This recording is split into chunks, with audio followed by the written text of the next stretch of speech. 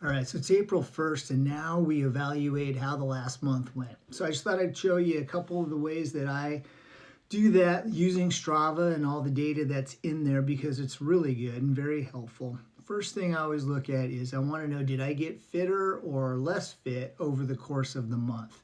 And this chart right here shows you real nice how your fitness level changed through the course of the month. So you can see the 1% here.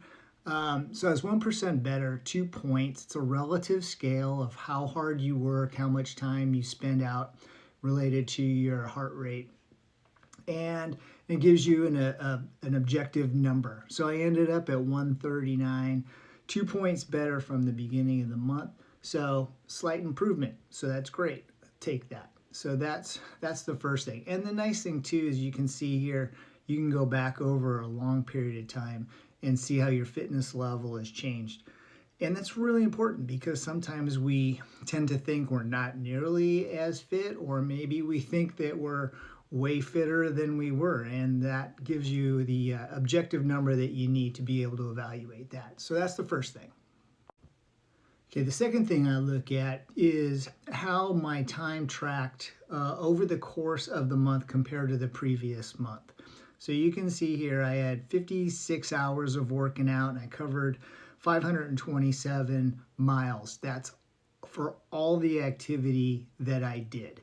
And so the orange line is March, the black line is February, so you get a comparison. And 3 days more in March, so it's going to be a little bit higher.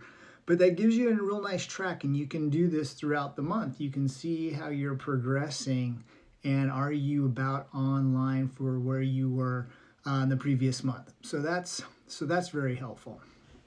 And then for each of the individual sports that you track, it breaks down those by the sport.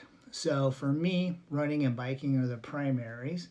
So you can see for me, I did 14 hours of running. I had 96 miles. You can see that I tracked slightly better in March than I did in February. So I go out of there, you can see I ended up higher, which really was happy with because February was a little bit of a lighter month because of travel and those types of things. So I did make up some distance.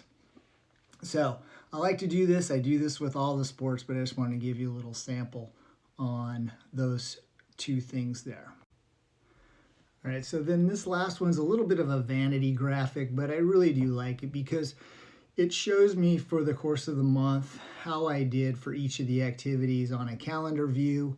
I can see my streaks for workouts and for the weeks.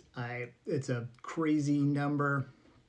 I think you only need one workout per week to keep the streak going, but it's a lot of weeks, so I'm real pleased with that. But I think it's just a fun way, it's a motivating way to be able to see your progress.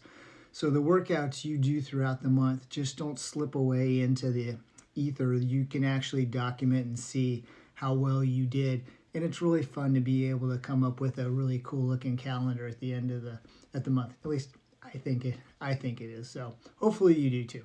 So that's my quick update of my evaluation for the month. I do this kind of throughout the month. Obviously, I don't wait till the end of the month to do it, but it's kind of fun to track it as you go and then have a finalizing point at the end of the month to be able to do kind of a final recap. So there you go. Have a great month. See ya.